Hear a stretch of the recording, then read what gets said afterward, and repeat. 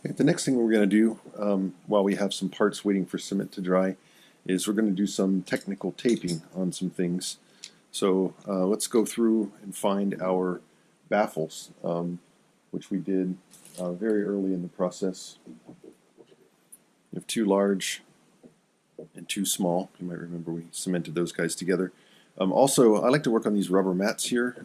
They're great for most things. They're terrible for trying to cut things or work with things that need to be flat and smooth. So what I'm going to use for a temporary work surface is the machine lid. This is a part that goes inside under the perch. It's not seen by anyone except for you.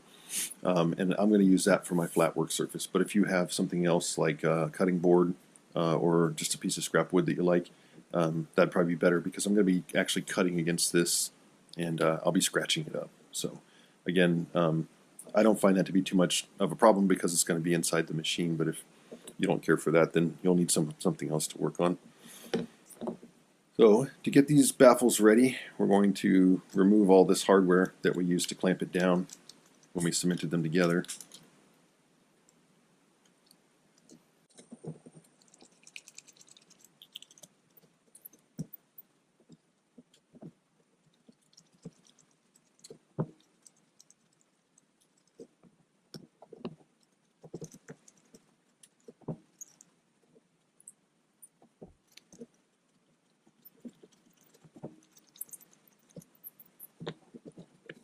Okay, so when it comes to doing these baffles, the part that we're interested in is the longest edge we have, the edge that's opposite the cut-off short edge.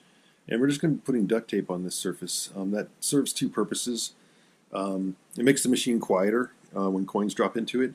It also absorbs energy from the coins that get dropped into it so that they are pretty quickly reduced to rolling instead of bouncing through the machine, which is something that we want as our coins head toward the coin sensor. So before we can start, you want to inspect these edges, these long edges, and if there is a lot of cement squished out of here, you'll want to take these and just put them on some sandpaper and scuff them back and forth a little bit to clean that edge up. I find that the edges of these are pretty clear and clean, flat and straight, so I'm happy with those and I'm just going to get moving. So the idea behind this is to take some of our all-weather duct tape, pull off a strip, and then get it down onto our work surface here, adhesive side up, which is kind of funny trying to figure out how to get tape to stop sticking to your fingers, but there we have it. And then I'll just take one of these baffles and just push it down into that tape, and then I'm going to burnish it back and forth a little bit here to try to get a good adhesion. And then just take my razor knife or X-Acto or whatever we're using and trim away the tape. I'm just following the line of the actual part here.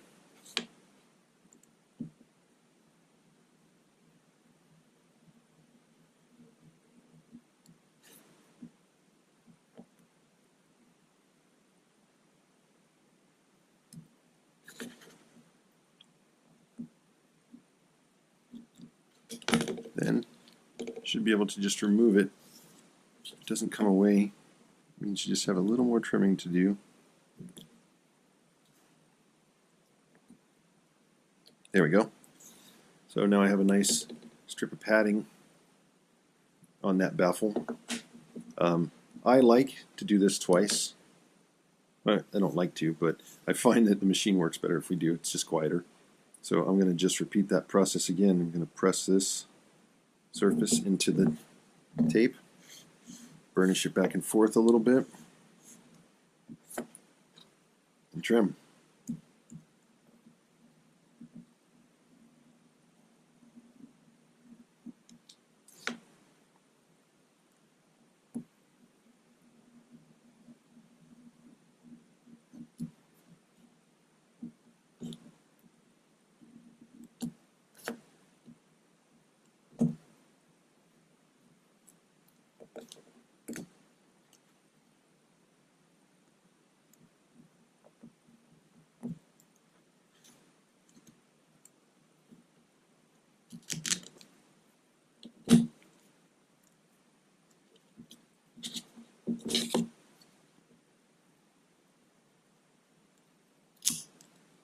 we go. So now I have a double layer of tape on that, and I'll just use my hands now to press that down. And that's how we get a nice clean layer of padding on our coin baffle. So that's one. We have one more to do, and I have enough tape here, I think, to just do it all on one strip. But this is the exact same process for the other baffle.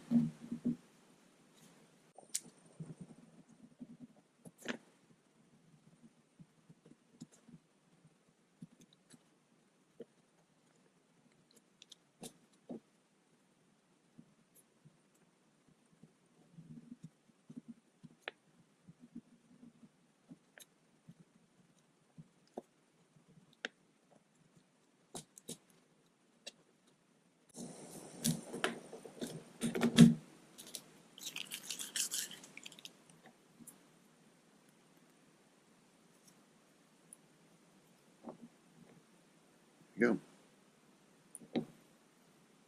Okay, for the smaller baffles, we're going to do a little bit of a tighter camera shot here.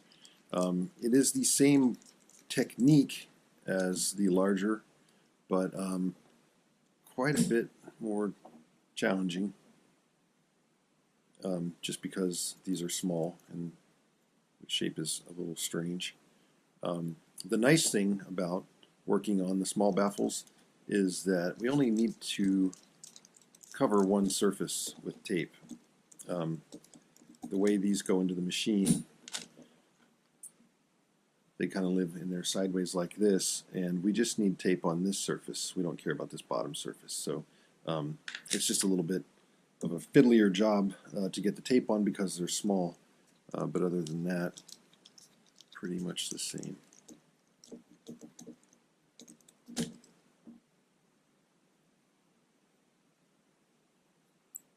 So yeah, as you can see, I'm getting the hardware out of these.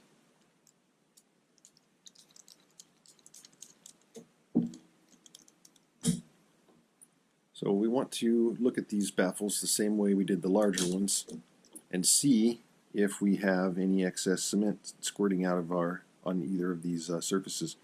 The nice thing about the little ones is if you have squish that's really bad on one surface, you might be able to flip them over and find that you have a better surface on the other, and you won't have to sand anything. These ones here are really good. I don't have to do anything to them. So we'll just move on to the tape.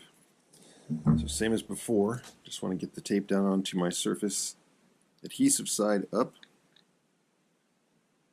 and then just squish the baffle into the tape and burnish it a little bit back and forth. And be very careful with the trimming work on these ones, just because it's a much smaller piece and you're just going to have to work with your hand closer to the blade. So remember all your safety stuff.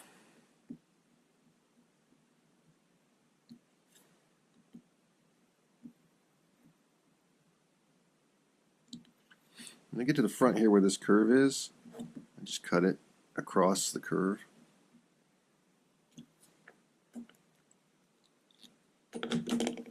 And then whatever's sticking out over the end there, I'll just convince it to follow the curve just like that.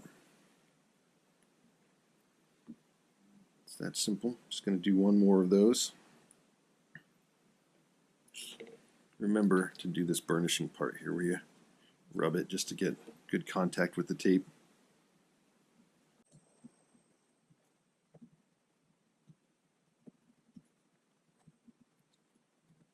Here we go. 2 layers of shock absorbing tape on a small baffle. And just do the other one now and be on our way.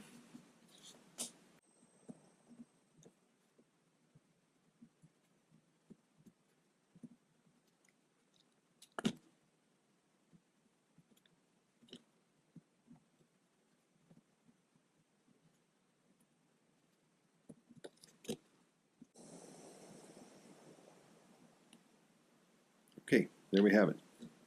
Both sets of our baffles have the padding they require, and again, I'm using a specialty snow and ice duct tape that's supposed to dry up to be pretty well waterproof and resist really low and high temperatures.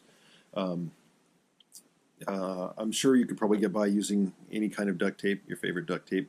The nice thing about that is these are replaceable. Obviously, all it is tape stuck to plastic. So if these start to go bad, wear out, or just get ruined by weather, you can just peel them off and repeat that process with the same or different tape to replace them and get them good as new, refurbished.